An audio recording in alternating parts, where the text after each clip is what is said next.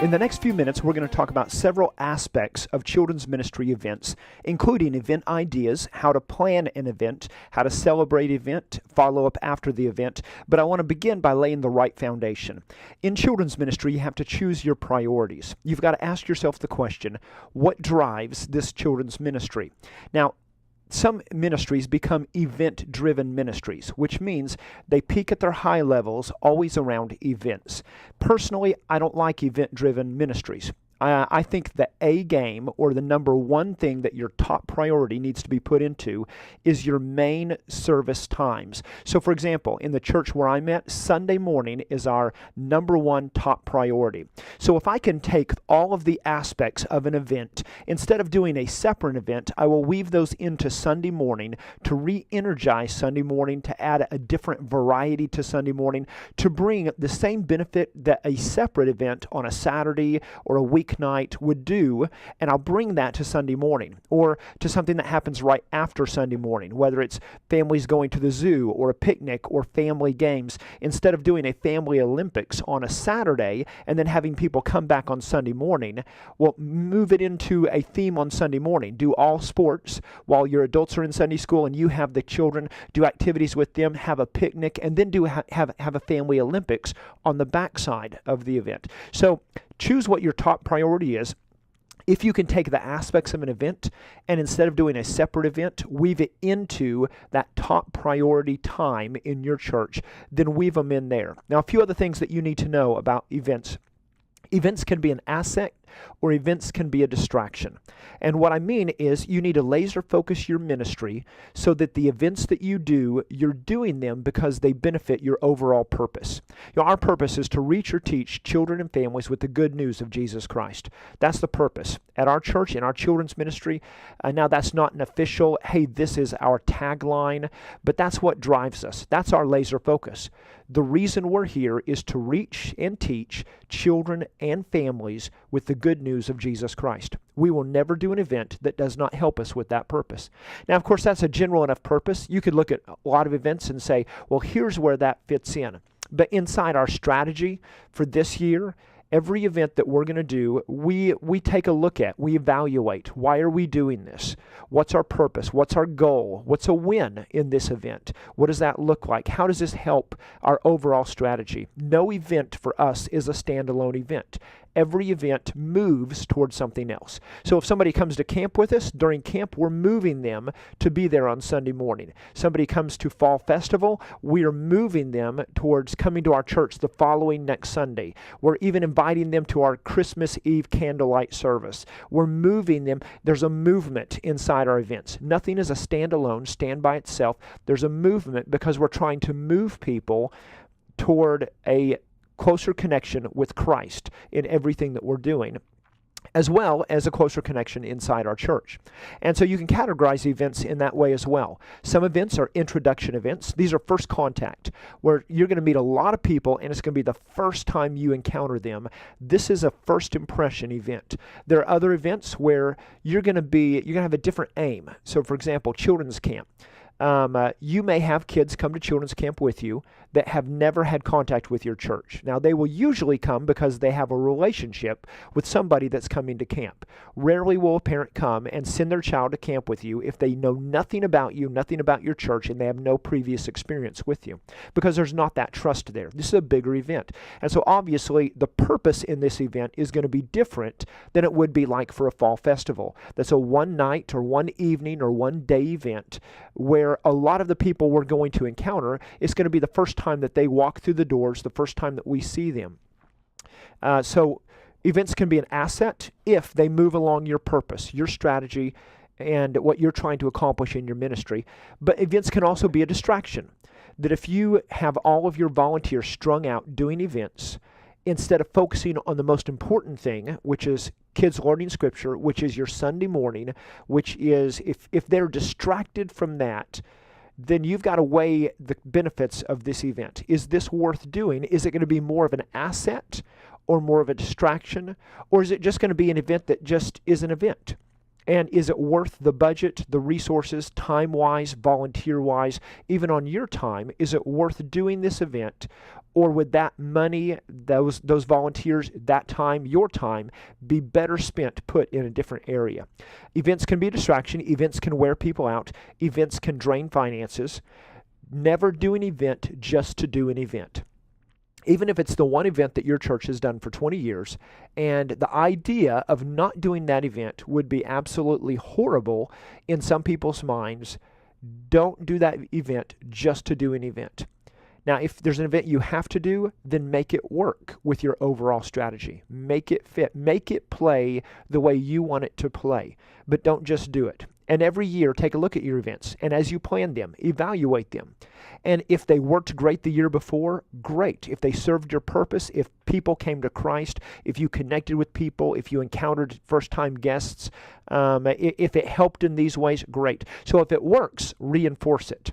If it didn't work, but you see that it can and that it could work with your purpose, then rework it.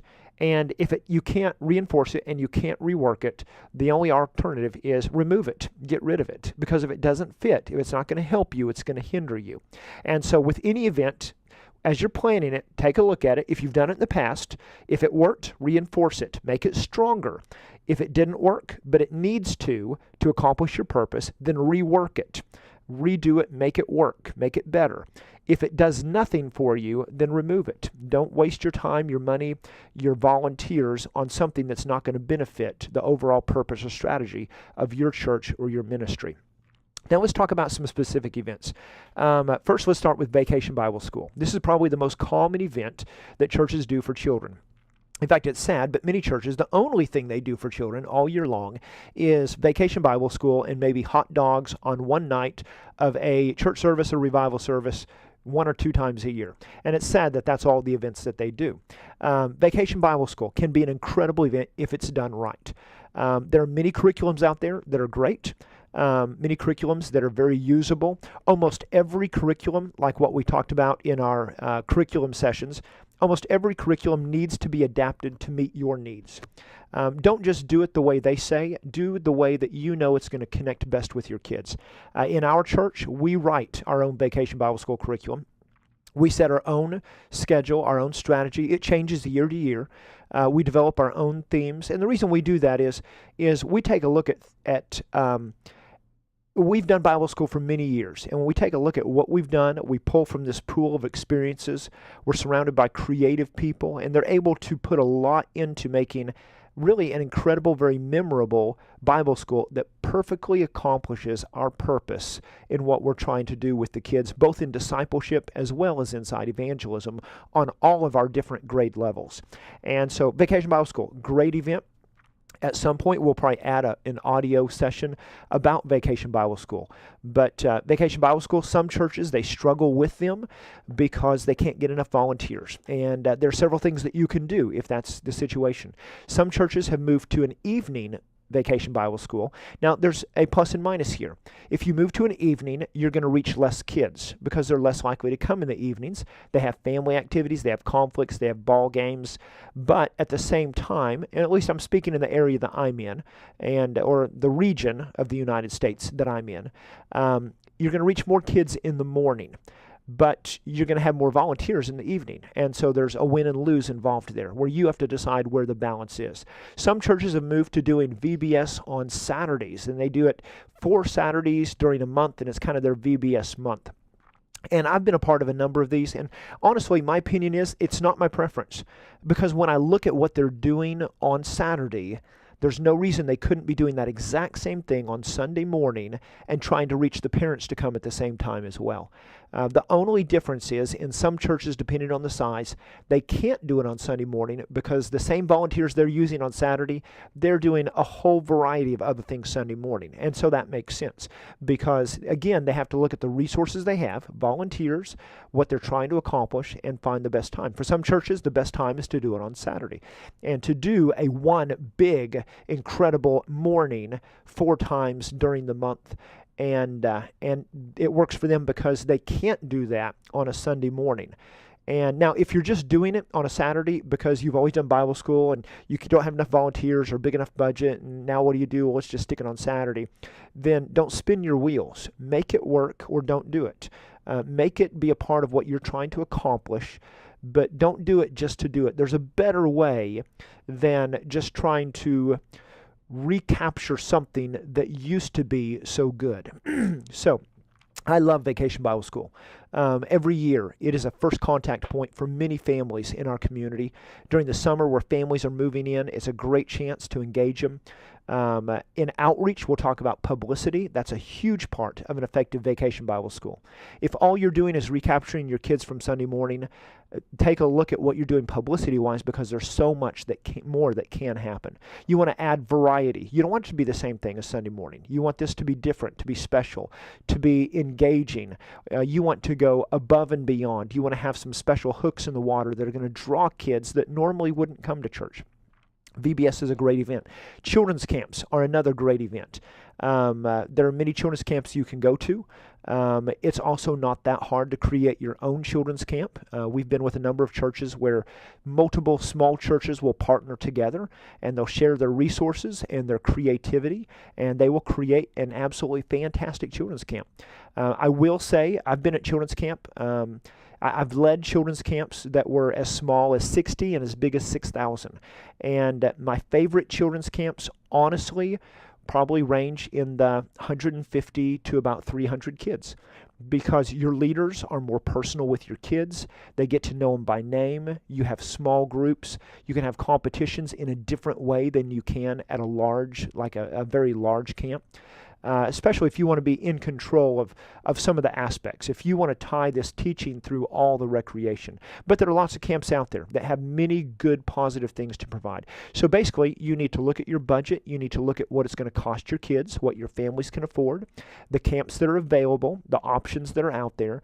Take a look. Just don't keep going to a camp because you've always gone to that camp. Find what's going to work best for your ministry needs.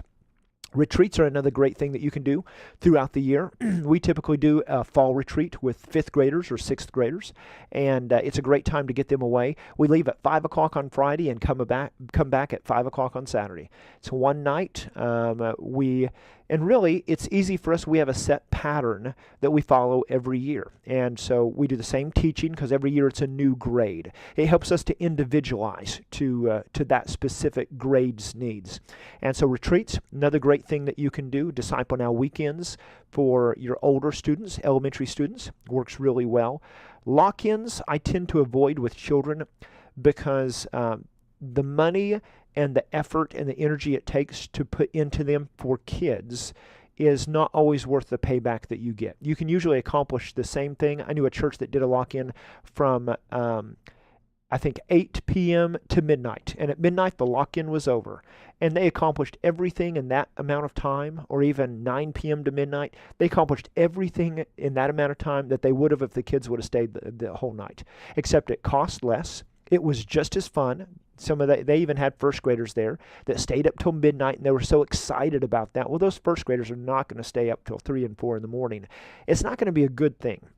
Now, 5th graders and 6th graders, we have seen 5th grade lock-ins done that were successful, and they started falling asleep, and it gets difficult. It's something you have to measure your kids. I've led 6th grade lock-ins. They work very well, especially if you keep the kids on the go. I hate playing the idea going to a lock-in and they play a movie at some point. Don't do that. That is, to me, there's a better use of time. Engage your kids, because relationships are not going to happen during the movie. The lights are going to get out. The kids that don't want to watch it, they're going to find something else to entertain themselves. I don't think I've ever seen a movie at a lock-in that I really thought was a healthy mix. Now, I'm not saying it can't work. If you have a way of doing it, that's great. I'm just speaking from my own personal experience. I am not a lock-in lover. I see that as many bad things can happen during a lock-in as good things. And usually by about midnight or 2 in the morning, you've accomplished everything spiritually you're going to be able to accomplish because they're just so tired.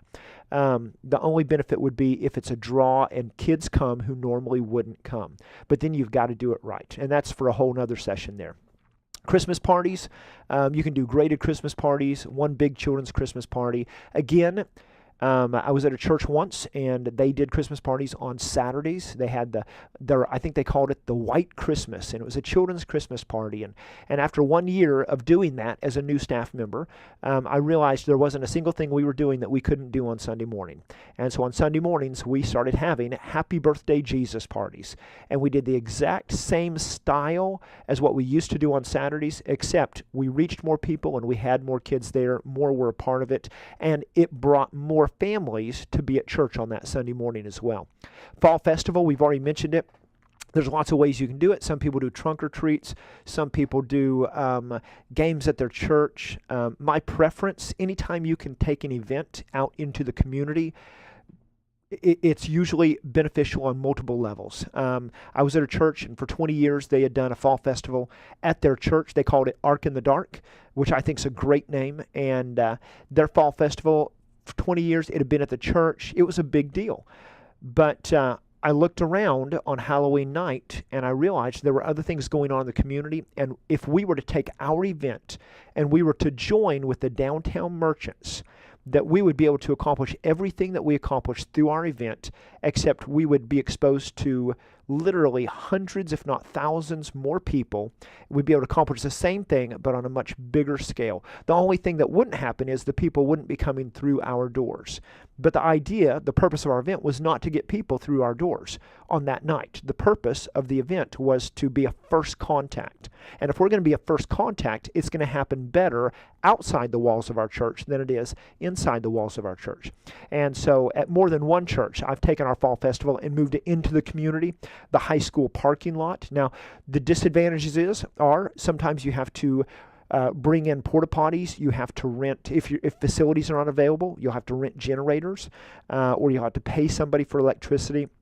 It does make for a more expensive event, but at the same time, you can accomplish more if it meets your purpose. The church I'm at now, we ran hundreds, 900, I think 900 is what we had. The last year we had our fall festival on campus. We took it off-site, and we went from 900 to between 4,000 and 6,000 people that came through the same event. The only difference was we were at a very busy area in our community, and people saw the inflatables and so they stopped and they came in. Now, I understand not every church has the resources to do inflatables. You can do a variety of games. You don't have to I don't want you to look at events and go, we can't do that event because we don't have that kind of budget. And here's a guy, and he's talking about renting all of these inflatables, and we can't do that. We can't do it. The first fall festival I ever did, we had 20 games. We didn't have a single inflatable.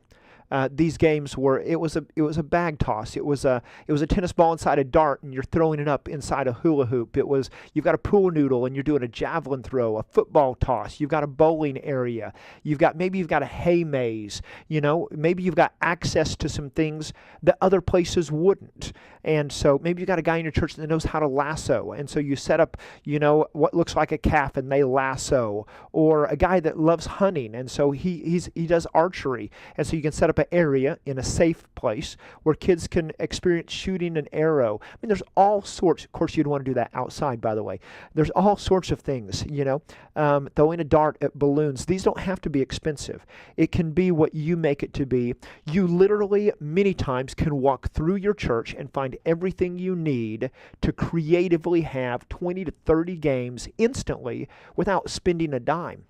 Because you walk through your church and you look and, okay, what do we have? We've got chairs. We've got a CD player. Hey, let's do a chair. You turn off the music, you sit down, you remove a chair. You see, there are things that you already have that you can turn into games. Pieces of paper, and so you set them on the ground, and kids have to follow this certain path. And when the music stops, you remove some of the pieces of paper. Kind of the same idea as the musical chairs. Maybe your church has some leftover bubble wrap, and it's enough to cover the floor. Well, have a game. See how many kids, how far they can go before they pop a bubble, and they have to walk across it with their feet. Or you've got a bunch of leftover balloons, and fill a room with balloons. It's the balloon room, and kids have to go in and find the balloon that has a black piece of paper in it. And I mean, there's all sorts of things you can do creatively without spending a lot. Now, if you're lacking volunteers and you have the budget, there's more you can do. At our church, we hit a year where we did not have a lot of volunteers. but it was a blessed year. We had the money. And so we rented multiple inflatables because for multiple inflatables, kids are going to keep coming back doing the same thing, same thing. Instead of having 20 or 30 games, you could literally have, 10 games, but 8 of them are inflatables. You're paying more, but now think of how many less volunteers it's using because the kids keep coming back, and the inflatables, they take longer, and they're willing to wait in line. And there's other things you can do as well. You can bring in pony rides or a dunk tank, all sorts of fun things. If you do a dunk tank, be aware of the weather. The closest I ever came to hypothermia was being put in a dunk tank for 45 minutes on a fall festival. And by the time I got out, I couldn't feel my feet, and I literally shook for hours and coughed for a week or two. And so be wise with your games as well. So fall festival, it can be a great event to accomplish what you want it to do. Do you want it to be a first impressions event where people connect with your church and they come for the first time? Do you want it to be where they actually come in your church for the first time or out in the community? Is that going to be better? Are you going to set up an area where you can pray for people? They can share their prayer requests, where people can talk about your church, or an area where people can hear about how they can go to heaven? Are you going to set up a stage where you're going to present the gospel? I mean, what's your purpose? And you can present it creatively using illusions and having kids share testimonies. And, do you have the ability to show a video of a story of a life change that's come out of your church? So make it fit what's going to best meet the needs of your ministry and what you're trying to accomplish with it. You can also do a bunch of Saturday events. But you've got to, again, look at, is this something that would be better on a Sunday morning? Have a family competition, families building card houses, or individual competition. We did a Lego competition this year because we looked around and we said, what are our kids involved in? What are they excited about? Legos. Our kids are into Legos. Well, let's have a Lego competition. Well, okay, how are we going to do that? Legos are expensive. Okay, we'll have the kids make their Lego creations at home. They bring their Legos up to the church. They check them in. We'll assign a number so it's kind of anonymous so our judges don't know who they are. They brought them on Friday. We set them up in different categories, age categories. We had our younger and our older, and then our 12 and above, or 12 and 13 category. And so we had the different categories, and people could walk through and see the different ones. And then we shut it all down, and the judges came through that night, and they judged, and we gave them criteria. Of course, we had told our kids in the competition, you're going to be judged on originality and creativity, or if you want to add in spirituality, depending on what kind of what's your target. This was for the community, and so it was originality and creativity. And so in other words, we didn't want them to buy a box set, make it, and bring it and win because they could buy a bigger box set. We wanted them to be creative, original. Our judges went through, and our kids were so creative. It was fun. We took pictures of the Legos. We uploaded them to Animoto.com. It's an easy way to make a video. So we had a video of the different ones. Then we had an awards ceremony Saturday at 10 in the morning. Everybody came in at 10. They could walk through and open house, and then we all joined together, all the families, moms and dads, brothers, sisters. We did a short 15-minute presentation of the gospel using Legos, and then we announced the winners. And then we cheered everybody on, and it was a great time. And it was a great first impressions, great way for people to connect to our church for the first time, great way for newcomers to come and very gently be introduced to who we are as a children's ministry, as well as to hear the gospel, to hear the plan of salvation. And our kids, they're seeing, hey, you can even use Legos to share the gospel. And we even encourage them afterwards and before, hey, you're going to see us use Legos, share the gospel. Next time you have a friend over and you're playing Legos, you can do the same thing. And so a lot of benefits came out of an event like that. But look at it. Would it work better Sunday morning, better Saturday? Does it fit with your strategy? Is it worth doing? And so events don't have to cost a lot. That event, the only thing it cost us were the prizes we gave and the publicity we did, because we did run some newspaper ads for it as well. So there are some event ideas. So take these ideas and run with them. Be creative. Don't be afraid to try things that no one else is trying. When our students there was a time that they got into dodgeball, so we had a dodgeball tournament. It's okay to do things that aren't normal, but make sure in the middle of everything that you are using this as an opportunity to reach and teach people the good news of Jesus Christ.